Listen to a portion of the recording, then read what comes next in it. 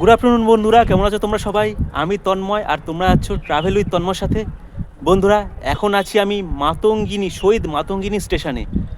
আর এখানে আমি এসেছি তোমাদেরকে 51 সতীপীঠের মধ্যে একটা অন্যতম সতীপীঠ বিভাস সতীপীঠ সম্পর্কে বলার জন্য, আর সতীপীঠটা সম্পূর্ণটা যতটা আমি পারবো তোমাদেরকে ঘুরে দেখানোর জন্য।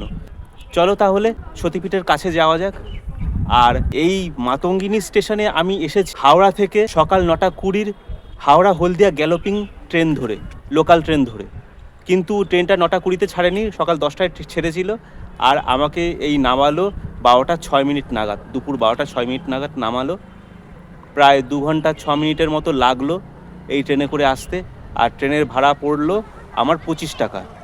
আর হাওড়া পর্যন্ত বাসে আমি এসেছি, সেক্ষেত্রে আমার খরচ পড়েছে 15 টাকা। চলো তাহলে এখন মন্দিরের সামনে যাওয়া যাক।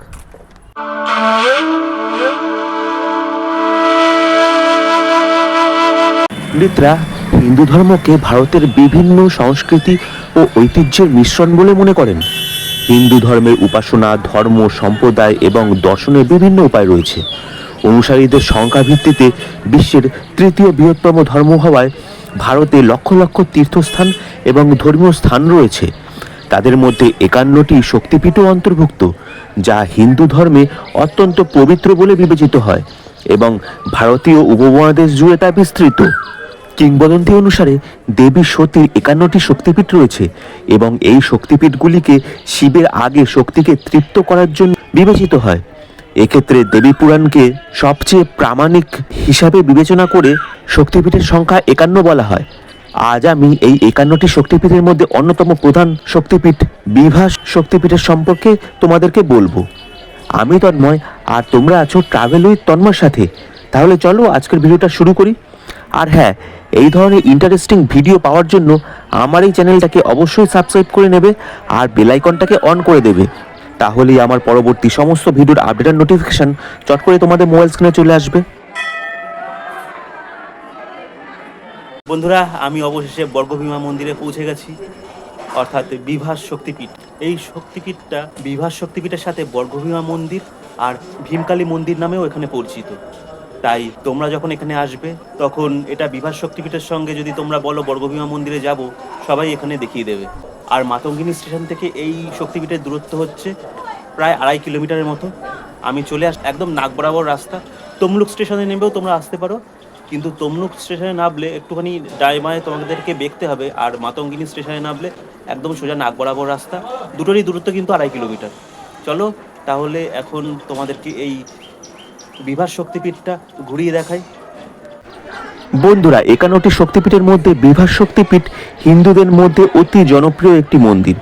এই শক্তিপীঠটি আমাদের পশ্চিমবঙ্গের পূর্ব মেদিনীপুর জেলার তমলুকে অবস্থিত। বিভাস শক্তিপীঠ কলকাতা থেকে প্রায় 90 কিলোমিটার দূরে এবং এর নিকটতম রেলওয়ে স্টেশনটি হল তমলুক এবং শহীদ মাতঙ্গিনী। বন্ধুরা, বিভাস শক্তিপীঠটি ভীমকালী মন্দির এবং বর্গভীমা মন্দির নামেও তমলুক এবং এর আশেপাশের এলাকায় সুপরিচিত। তবে এই শক্তিপীঠগুলি কিভাবে পাওয়া গেল তার পেছনে একটা মজার তথ্য রয়েছে। হিন্দু পুরাণ অনুসারে যেখানেই দেবী সতীর দেহের অঙ্গ বা অলঙ্কার পড়েছিল, সেখানেই তা শক্তিপীঠে পরিণত হয়েছিল। এই শক্তিপীঠগুলিকে পবিত্র তীর্থস্থান বলা হয়, যা সমগ্র ভারতীয় উপমহাদেশ জুড়ে বিস্তৃত। বন্ধুরা, হিন্দু পুরাণে তোমাদের যদি আগ্রহ থাকে তাহলে শক্তিপীঠগুলি সম্পর্কে তোমাদের অবশ্যই জানা উচিত, কারণ এই শক্তিপীঠগুলি আমাদের জীবনে একটা বিশাল ভূমিকা পালন করে থাকে। দেবী পুরাণে 51টি শক্তিপীঠের বর্ণনা রয়েছে। পুরাণ অনুসারে বিভাস শক্তিপীঠ 51টি শক্তিপীঠের মধ্যে একটি। এতক্ষণ আমি যেমন বললাম, ধর্মীয় গ্রন্থ অনুসারে এই সমস্ত স্থানেই দেবী সতীর অংশ পতিত হয়েছিল। রাজা দক্ষ, যিনি ভগবান শিবের শ্বশুর ছিলেন, তিনি একটি যজ্ঞের আয়োজন করেছিলেন, যেখানে রাজা দক্ষ ভগবান শিব এবং তার স্ত্রী সতীকে আমন্ত্রণ পাঠাননি, কারণ রাজা দক্ষ ভগবান শিবকে তার সমতুল্য বলে মনে করতেন না। দেবী সতী অবশ্য এতে ভয়ানক ক্রোধিত হয়েছিলেন এবং তিনি তার পিতার দ্বারা আয়োজিত যজ্ঞে অনামন্ত্রিত অবস্থায় পৌঁছেছিলেন এবং স্বামী শিবের অপমান দেখে তিনিও অপমানিত হয়েছিলেন। দেবী সতী এই অপমান সহ্য করতে না পেরে যজ্ঞের সময় যজ্ঞের কুণ্ডে ঝাঁপ দেন। ভগবান শঙ্কর বিষয়টি জানতে পেরে দেবী সতীর দেহটি কাঁধে নিয়ে তাণ্ডব নৃত্য শুরু করেন, যা সমগ্র বিশ্বে তোলপাড় সৃষ্টি করেছিল। এই সংকট থেকে সমগ্র মহাবিশ্বকে রক্ষা করার জন্য ভগবান বিষ্ণু তার সুদর্শন চক্র দ্বারা দেবী সতীর দেহকে 51টি খণ্ডে খণ্ডিত করেছিলেন এবং এই খণ্ডগুলি পৃথিবীতে যে সকল স্থানে পতিত হয়েছিল সেই সকল স্থানেই শক্তিপীঠ তৈরি হয়েছিল। এটা মানা হয় যে দেবী সতীর বামগোড়ালি বিভাস শক্তিপীঠে পড়েছিল। এখানে দেবী সতী কাপালিনী অর্থাৎ ভীমরূপা এবং ভগবান শিব সারবানন্দ নামে পরিচিত। মন্দিরটি ভীমকালী মন্দির এবং বর্গভীমা মন্দির নামেও পরিচিত। বন্ধুরা, শক্তিপীঠ, দেবীপীঠ বা সিদ্ধপীঠ সেই স্থানগুলির জ্ঞান দেয় যেখানে শক্তিরূপা দেবীর অধিষ্ঠান অর্থাৎ আবাস। এটা বিশ্বাস করা হয় যে এই শক্তিপীঠগুলি পুরুষদের সৌভাগ্য প্রদান করে থাকে।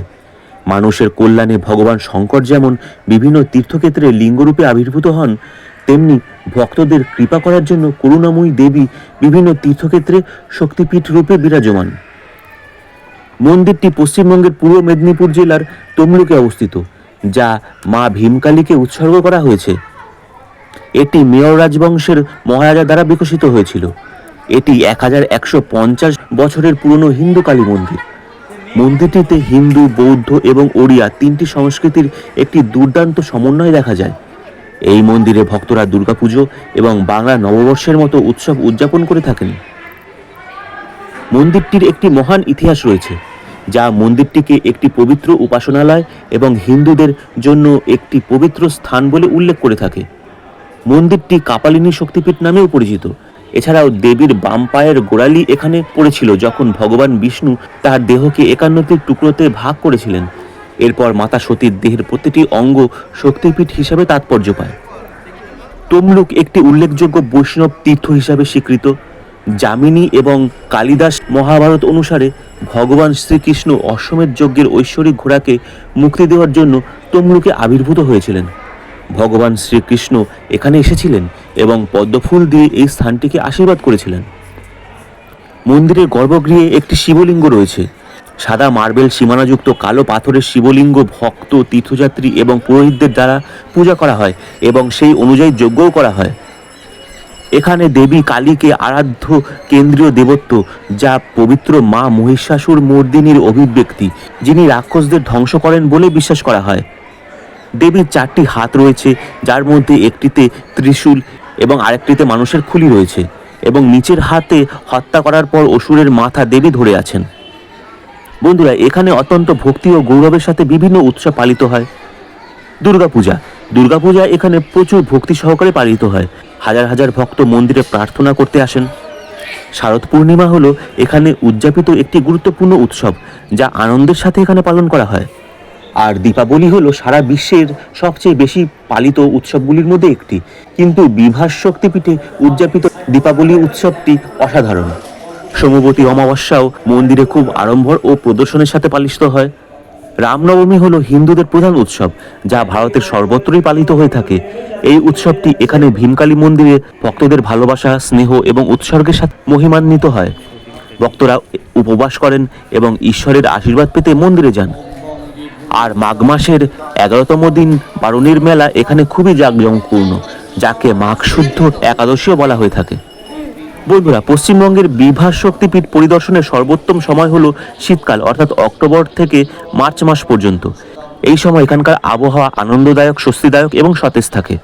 উচ্চ তাপমাত্রার কারণে গ্রীষ্মকাল তীব্র এবং ঝলমলে, তাই গ্রীষ্মকাল এড়িয়ে শীতের সময় এই স্থানে ভ্রমণ সবচেয়ে উপযুক্ত।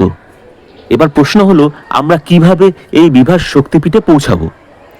বন্ধুরা, বিভাস শক্তিপীঠ অর্থাৎ ভীমকালী মন্দির তথা বর্গভীমা মন্দিরে পৌঁছানোর জন্য অনেক উপায় রয়েছে।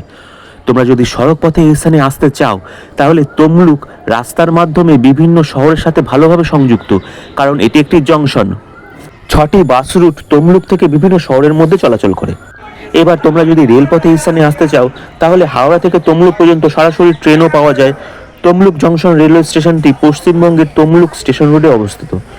তুমি রেলওয়ে স্টেশন থেকে মন্দিরে আসার জন্য পাবলিক ট্রান্সপোর্ট ভাড়া করতে পারো, অথবা তোমরা হেঁটেও আসতে পারো। এক্ষেত্রে তোমরা তমলুক এবং শহীদ মাতঙ্গিনী এই দুটি স্টেশনই ব্যবহার করতে পারো। আর তোমরা যদি আকাশপথে এই স্থানে আসতে চাও, তাহলে নিকটতম বিমানবন্দর হলো কলকাতার নেতাজি সুভাষচন্দ্র বসু আন্তর্জাতিক বিমানবন্দর, যা জাতীয় ও আন্তর্জাতিক ফ্লাইটগুলিকে সহজতর করে।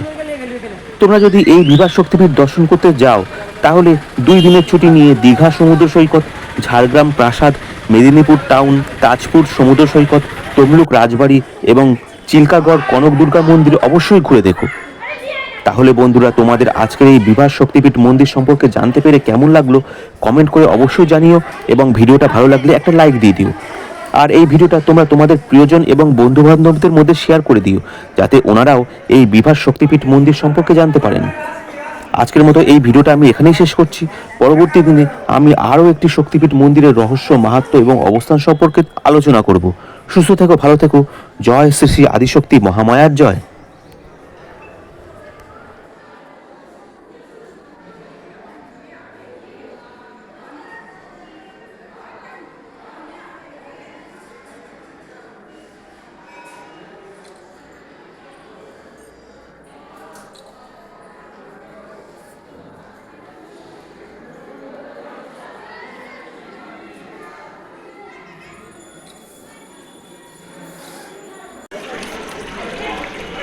আর হচ্ছে এখানকার পুকুর মন্দিরের, চলো। অনেকটাই খাড়া সিঁড়ি এখানকার।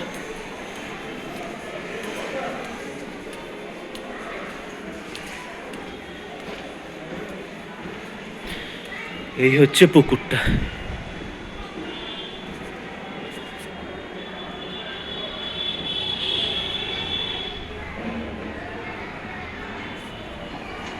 এই খাড়া সিঁড়ি, চলো উপরে ওঠা যাক। বন্ধুরা, আমি তোমাদেরকে মায়ের দর্শন করালাম। মায়ের মূর্তি দেখে তোমাদের কেমন লাগলো কমেন্ট করে অবশ্যই জানিও। আর এই হচ্ছে পুরো মন্দিরটা। আর মায়ের ভৈরব কিন্তু আলাদা কোনো এখানে মন্দির নেই, মায়ের ভৈরব কিন্তু মায়ের পাশেই আছে।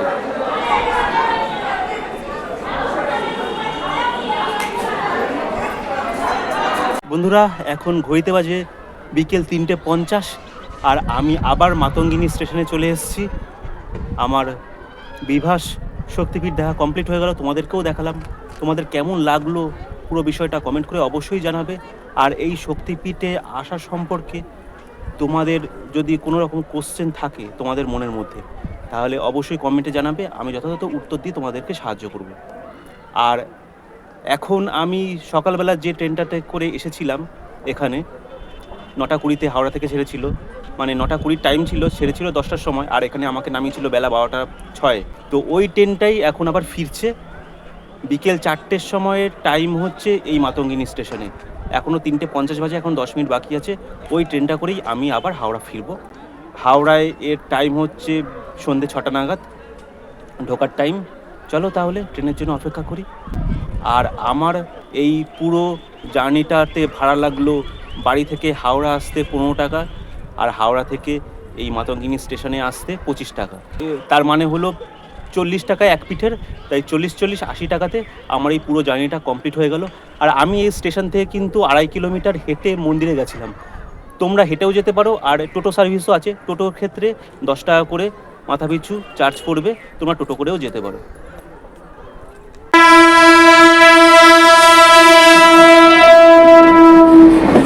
বন্ধুরা, এখন ঘড়িতে বাজে বিকেল 4:04, আর আমাদের হলদিয়া হাওড়া গ্যালোপিং লোকাল এই ঢুকছে। এই ট্রেনে করেই আমি হাওড়া যাব এখন। তাহলে ট্রেনে উঠে পড়ি। টাটা।